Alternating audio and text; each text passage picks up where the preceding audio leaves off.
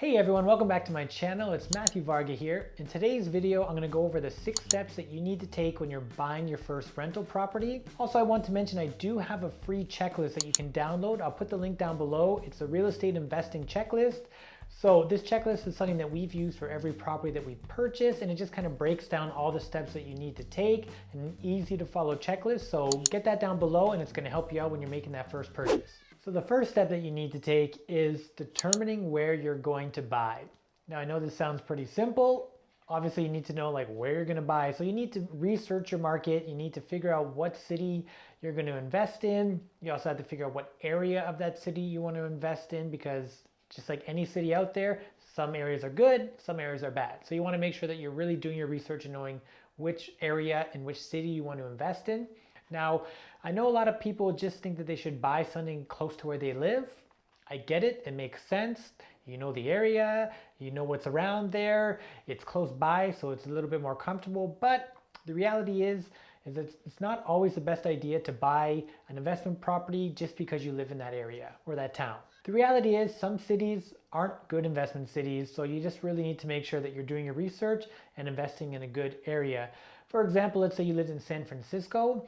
San Francisco is a very expensive city, so it might not be the best place to invest. Don't get me wrong, there are people who invest in San Francisco and make it work and do make good money. But if you're a beginning investor, San Francisco is a tough market and you're likely not going to cash flow unless you can really be creative, or some key things that a lot of people don't know when they're first getting into real estate investing. One thing to consider is long distance investing, which is where you invest in a city or town that you don't live in. And it sounds intimidating, but as long as you have good systems in place and a good team in place, it's really no different than buying in your own backyard. There's actually a great book out there called Long Distance Investing from Bigger Pockets. I highly recommend giving it a read. A lot of great tips and tricks and strategies to help you get into long distance investing and feel confident while doing it. So now that you know where you want to invest, the next step is building your dream team. Now, your dream team is made up of a bunch of different people who are going to help you be successful investing in that city or town. So one of the main people that you're going to want to have on your team is a realtor. Specifically, you're going to want an investment focused realtor who actually deals in investment properties, knows how the numbers work, knows what you're looking for when you're investing in that area, because not every investment property works in every city or town. Some cities, this strategy might work better here. Some other places, it's a different strategy that might work better. So having a good realtor on your team who knows the area and knows which investments are working is extremely important, and it's a crucial member of your team. The next person you want on your team is a good mortgage broker. Once again, you want someone who's investment focused, so someone who deals with investors who buy a lot of properties. A good mortgage broker is going to help you figure out where you want to place that mortgage. And if you're looking to have a larger portfolio, maybe get 5, 10, 15, 20 properties, a good broker is going to make sure that they're placing you with the right lenders at the right time, so you don't get blocked off by having too many properties with one lender. So when you're looking at getting lending, especially when it comes to building a real estate portfolio, it's like a chess game. So having a good broker who can help you move your pieces around is extremely important. The next person you need on your team is a good lawyer. Having a lawyer who can help you get the paperwork ready, who's quick, knows what he's doing, can help you pull title searches and all that fun stuff.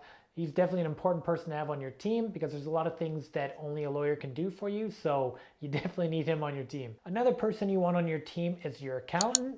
Once again, I recommend looking for a real estate investing focused accountant, someone who knows that industry, knows which write-offs and expenses that you can use, can help you structure things properly and make sure that you're, not paying more taxes than you need to. Obviously, we all have to pay tax, but having a good accountant on your team who knows strategies and knows write-offs and a few other things is just going to help you save money. And I don't mind paying tax, my fair share, but if I can save on taxes, I'm going to. So an accountant really is an important person to have on your team as well. Also, you're going to want to make sure that you have a good property manager, especially if you're doing long distance investing. A good property manager is going to be a key member of your team, because obviously they're going to help deal with tenant headaches, any vacancies that you have, making sure that they're, getting contractors out there to fix any repairs, do any of that fun stuff. Plus, a good property manager knows your area, knows what rents are going for, knows what's in demand. They might know what renovations or things that you want to add to your property and make sure that you're going to get it leased and rented quicker than other people. So make sure you have a good property manager. There's going to be a time where you're going to have to manage properties yourself, but always keep in mind that if you want to scale and grow a real estate portfolio, eventually you're going to have to hand off that day-to-day work to a property manager. So always having that in the back of your mind is important. So these are some of the key people that you're going to need on your team. It's not a complete list. You might need other people depending on what your investment strategy is going to be. You might need accountants or engineers or contractors, but the people I just said above are some of the key people that you need no matter what strategy you do. So make sure you build a good team in that city you're going to invest in. So now that you've picked your market and you have your team in place, the next step is to analyze as many properties as you can to really figure out what works in that city or town and what a good deal looks like. So by analyzing properties and analyzing deals, you're going to start to see what kind of properties are going to bring in cash flow. You're going to start to see what sort of properties get rented quickly, get filled quickly. You're going to start to be able to see what market rents look like, what features you're seeing in other rental properties that are getting rented quickly. Okay, so you've been analyzing deals for a while now. You're getting a good understanding of the market, of what a good deal looks like, of what the ideal property looks like for you. Now you need to work with your mortgage broker and get pre-approved for a mortgage. This way you can have your financing all set up and you can feel confident when you're making an offer, knowing that you've been pre-approved for a mortgage already. So depending on what market you're in, you may have to make dozens and dozens and dozens of offers before you actually get one approved. So don't get discouraged, just keep making good offers on good properties and eventually you're gonna land one. So one thing I found is that a lot of people will do all those other steps up into this making offer stage, and then they won't pull the trigger on this stage, because the reality is making an offer is an intimidating thing. So just have confidence in yourself and your team and keep making offers until you get a good property to add to your portfolio. So the sixth and final step is due diligence on your property. So congratulations, you've gone out, you've made offers, and you've gotten one accepted on a good property that you want to add to your portfolio.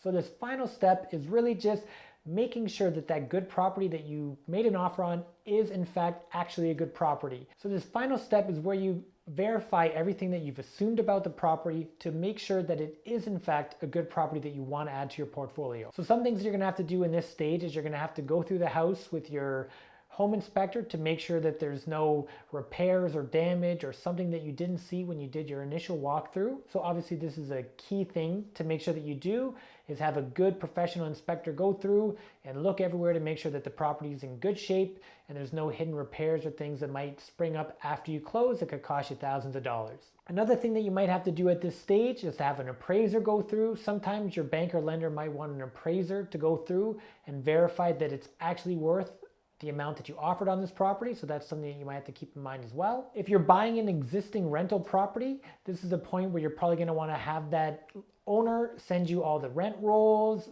copies of expenses, so you can verify the numbers and make sure that stuff that maybe they said about the property is in fact true, to make sure that the cash flow is there and that the numbers still work based on what the real numbers are. Also, depending on what you're buying and where, there's a couple other things you might have to do. If you're buying a condo, you might have to review the condo documents, take a look over the board meeting notes. If you're buying something that's maybe away from a city, you might have to get a septic tank inspection. You might have to get well water tested. You might have to get environmental assessments. So there's a few things that you might have to do, but that just depends on what kind of property you're buying and where. This doesn't apply for all properties, but it's something to keep in mind as well. So by the time you've completed all of those above steps, you're going to be a brand new owner of a solid cash flowing rental property. And then all you have to do is just repeat all these steps over and over again as you keep growing and building your portfolio. I really hope this video gives you a clear understanding of what you need to do to buy your first rental property. Also, I hope it gives you the confidence to move forward and start taking steps towards building your own financial independence. If you like this video, give it a thumbs up. Make sure you subscribe so you don't miss out on future videos. If you have any questions or comments, leave them down below and I'll be sure to answer them there. Thank you again for watching today's video, and I'll see you next week.